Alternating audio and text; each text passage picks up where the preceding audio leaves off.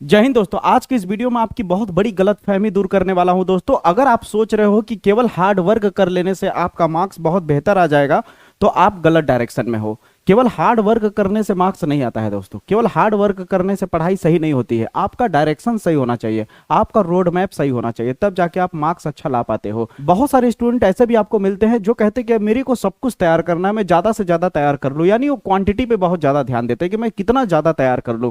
यही सबसे बड़ा खेल गलत हो जाता है दोस्तों।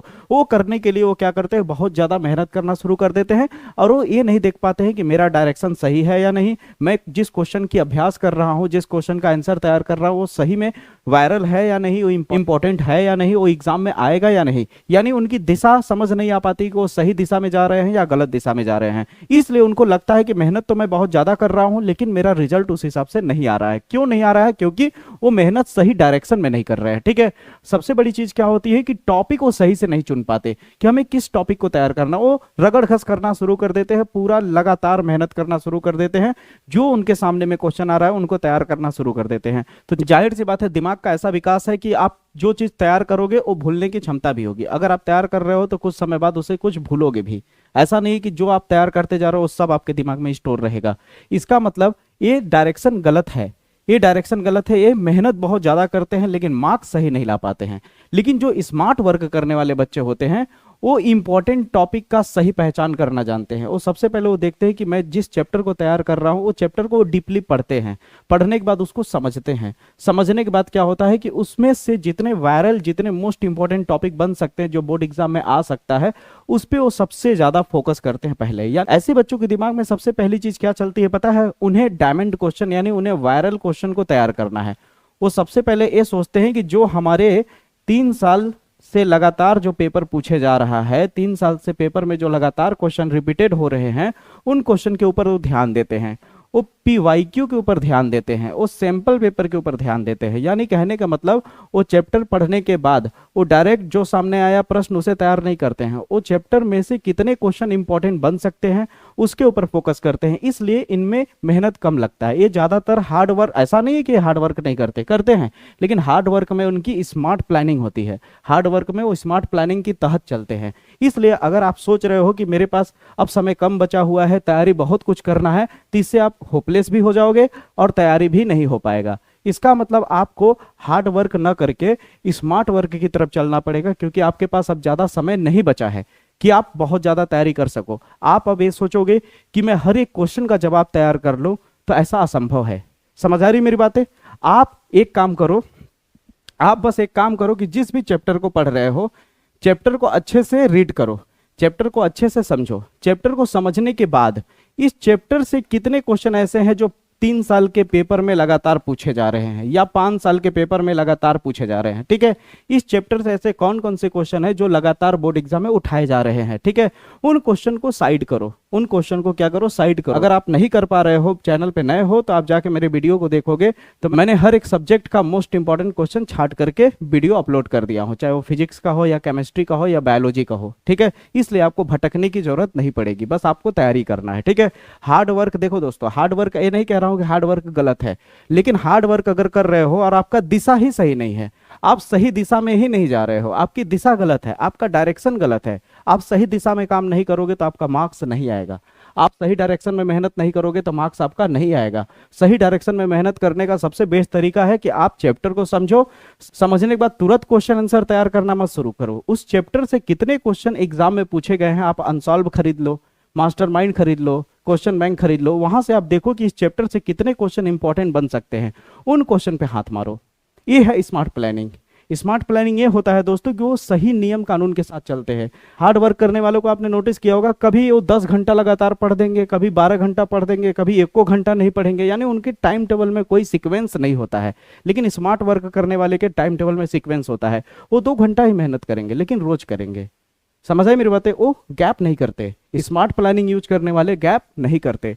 वो साथ साथ अपने ऑप्शनल सब्जेक्ट को भी लेके चलते हैं। जैसे कि भोर में उठिए 6 बजे उठिए, 6 से 7 अंग्रेजी पढ़ लीजिए, अंग्रेजी को बस सुबह में टाइम देते रहिए, अंग्रेजी अपने आप तैयार होता रहेगा, क्योंकि आप अभी टाइम टेबल को अगर आप देखो तो टाइम टेबल में ज़्यादा गैप नहीं दिया है। ठीक है, आप सोचोगे कि जो गैपिंग है उस गैपिंग में पढ़ूं, तो गैपिंग पढ़ने के लिए नहीं दिया जाता है, गैपिंग रिवीजन करने के लिए दिया जाता है। समझ आई मेरी बात है? गैपिंग क्या करने के लिए दिया जाता है? रिवीजन करने के लिए।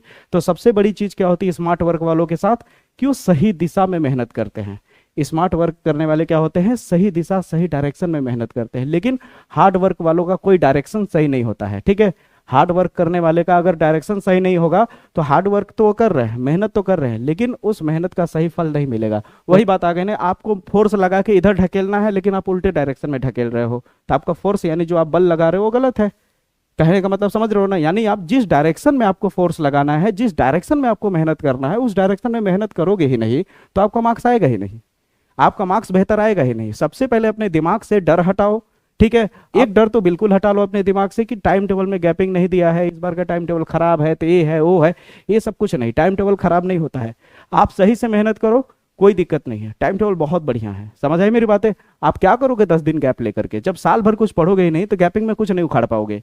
समझ आई मेरी बातें? इसलिए गैपिंग के चक्कर में मत रहिए, अभी जितना कर सकते उतना करने की कोशिश करिए। अभी केवल और केवल एक चैप्टर उठाइए, चैप्टर उठाने के बाद उसे वन शॉट रिवीजन मारिए, रिवीजन मारने के बाद उस चैप्टर से रिलेटेड कितने क्वेश्चन मोस्ट इंपॉर्टेंट है धड़ाधड़ तैयार करते जाइए, कितने न्यूमेरिकल वायरल है उन न्यूमेरिकल को तैयार करते जाइए। फिर उसके बाद कितने एमसीक्यू इंपॉर्टेंट है, हर एक चैप्टर के कम से कम 20 एमसीक्यू आप लगाइए। हर एक चैप्टर के कितने?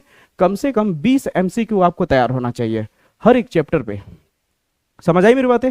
हर एक चैप्टर पे कम से कम 10 न्यूमेरिकल आप लगाइए, हर एक चैप्टर पे कम से कम 10 न्यूमेरिकल। ठीक है, हर एक चैप्टर पे चैप्टर वाइज 10 न्यूमेरिकल लगाइए। अगर आप उस चैप्टर के टॉप के 10 न्यूमेरिकल अगर अच्छे से लगाते हो, टॉप के 20 एमसीक्यू आपको तैयार होते हैं, उसके most important derivation, most important topic तैयार होते हैं, तो इससे ज्यादा कुछ नहीं करना है, इससे बाहर कुछ नहीं आएगा। फालतू की चीजें रटने से कोई फायदा नहीं होने वाला है। इसलिए आप हार्ड वर्क के साथ साथ स्मार्ट वर्क करना आप शुरू कर दो, क्योंकि अब समय आपके पास नहीं है दोस्तों।